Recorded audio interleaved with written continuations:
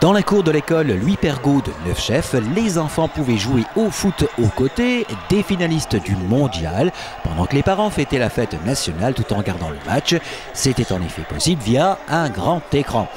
La finale du mondial de football ou festivité du 14 juillet, ce n'était pas au choix à Neufchef. La municipalité neufchefoise avait en effet conjugué les deux. Fête de la prise de la Bastille, l'avènement de la République et Allemagne-Argentine 2014 se sont côtoyés avec beaucoup de succès.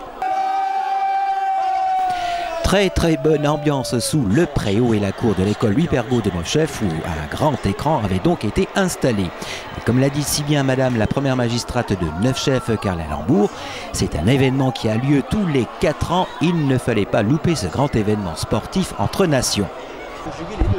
Voilà, nous avons voulu faire de cette fête nationale une grande fête en favorisant un petit peu les gens qui aiment le football. Donc la finale de football, on ne pouvait pas louper ça. C'est pour cela que nous avons mis en place un écran géant, afin que cette fête soit la plus belle possible. Bien évidemment, on aurait souhaité que les Français soient en finale, mais bon, c'est pas le cas.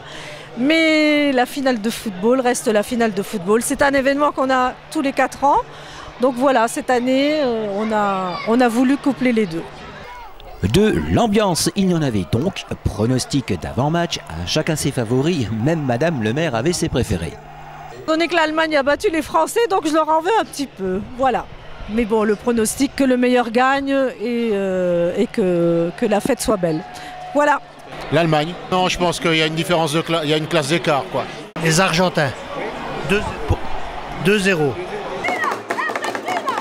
Et quant à savoir si la municipalité neufchefoise a gagné le match des festivités où s'allièrent donc fin du mondial et fête nationale, la formule a plu.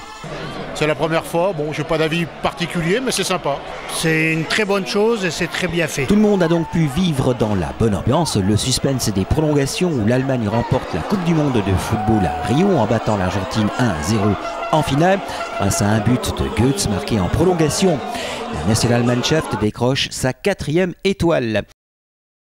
Et à propos d'étoiles, malgré les trombes d'eau, les pyrotechniciens en avaient mis plein dans les cieux et les yeux des spectateurs du stade de Neufchef et non du Maracana.